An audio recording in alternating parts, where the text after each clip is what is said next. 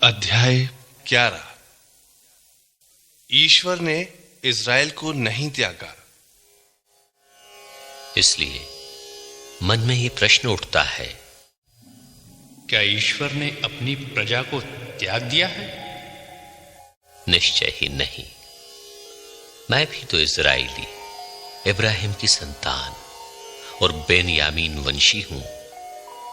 ईश्वर ने अपनी उस प्रजा को जिसे उसने अपनाया नहीं त्यागा है। क्या आप नहीं जानते कि धर्मग्रंथ एलियस के विषय में क्या कहता है? जब वो ईश्वर के सामने इस्राएल पर यह अभियोग लगाते हैं, प्रभु, उन्होंने तेरे नबियों का वध किया है, उन्होंने तेरी वेदियों को नष्ट कर डाला है।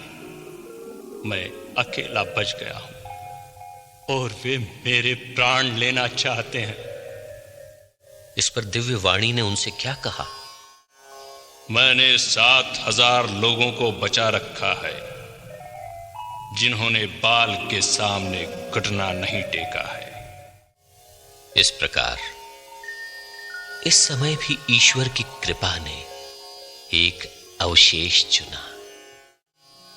यदि यह चुनाव कृपा द्वारा हुआ तो यह कर्मकांड के बल पर नहीं हुआ, नहीं तो कृपा कृपा नहीं रह जाती। तो इसका निष्कर्ष क्या है? इज़राइल जिस बात की खोज में था उसे नहीं पा सका, किंतु चुने हुए लोगों ने उसे पा लिया और शेष लोगों का हृदय कठोर बन गया। जैसा कि धर्मग्रंथ में लिखा है, ईश्वर ने उनकी बुद्धि को जड़ बना दिया। उसने उन्हें ऐसी आंखें दे दी जो देखती नहीं और ऐसे कान जो सुनते नहीं, और उनकी ये दशा आज तक बनी हुई है। और दाऊद कहते हैं, उनका भोजन उनके लिए फंदा और जाल बने। वो उनके लिए पतन और दंड का कारण हो। उनकी आंखें धुंधली पड़ जाएं, जिससे वे देख न सकें। तू उनकी कमर सदा झुकाए रख। गैर यहूदी घमंड ना करें।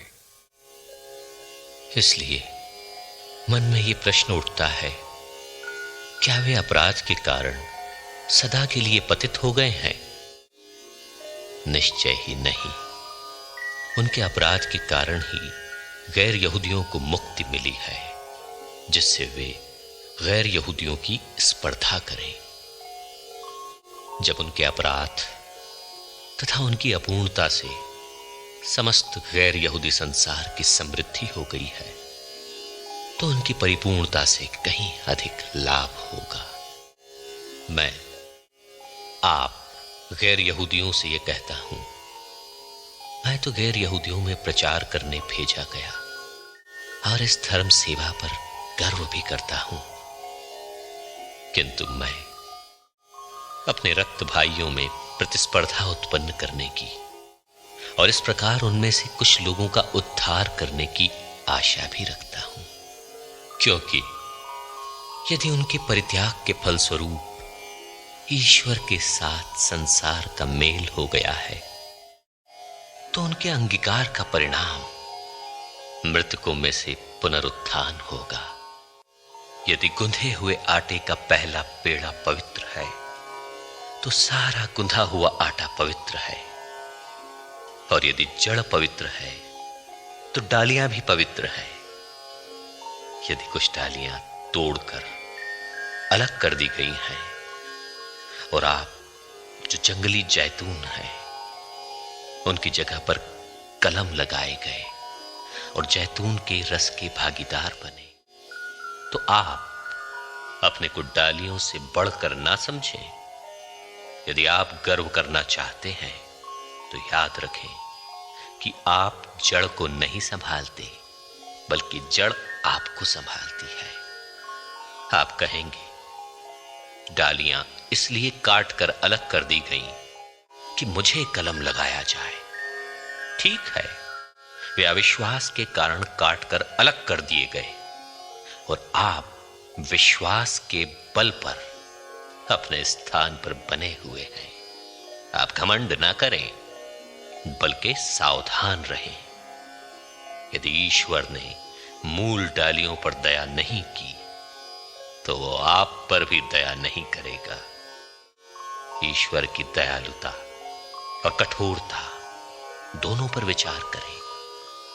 पतित लोगों के प्रति उसकी कठोरता और अपने प्रति उसकी ईश्वरीय दयालुता पर, बशर्ते आप उसकी दयालुता के योग्य बने रहें। नहीं तो आप भी काट कर अलग कर दिए जाएंगे। दूसरी ओर यदि वे अपने अविश्वास में बने नहीं रहेंगे, तो वे भी कलम लगाए जाएंगे, क्योंकि ईश्वर उन्हें फिर कलम लगाने में समर्थ है।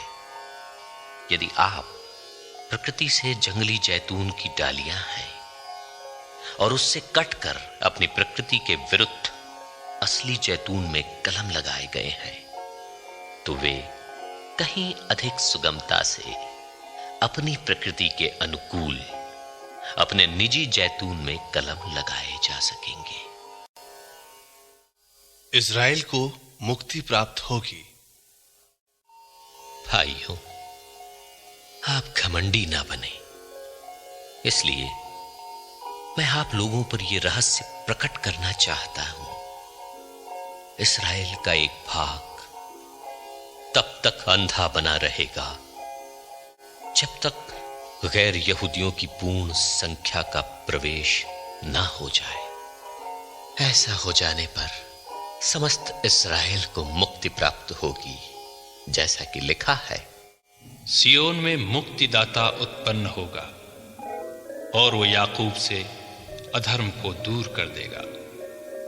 जब मैं उसके पाप हर लूंगा, तो ये उसके लिए मेरा विधान होगा। सुसमाचार के विचार से वे तो आप लोगों के कारण ईश्वर के शत्रु हैं, किंतु चुनी हुई प्रजा के विचार से वे पूर्वजों के कारण ईश्वर के कृपा पात्र हैं। क्योंकि ईश्वर ना तो अपने वरदान वापस लेता और ना अपना बुलावा रद्द करता है।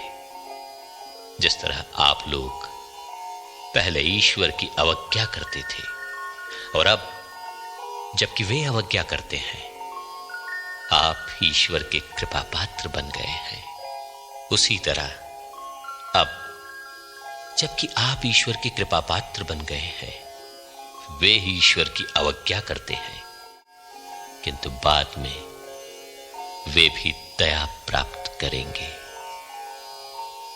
ईश्वर ने सबों को अवज्ञा के पाप में फंसने दिया, क्योंकि वो सबों पर दया दिखाना चाहता था। कितना अगाध है ईश्वर का वैभव, प्रज्ञा और ज्ञान। कितने दुर्बोध हैं उसके निर्णय, कितने रहस्यमय हैं उसके मार्ग। प्रभु का मन कौन जान सका? उसका परामर्शदाता कौन हुआ? किसने ईश्वर को कभी कुछ दिया है जो वो बदले में कुछ पाने का दावा कर सके? ईश्वर सब कुछ का मूल कारण, प्रेरणा स्रोत तथा लक्ष्य है। उसी को अनंत काल तक महिमा। आमीन।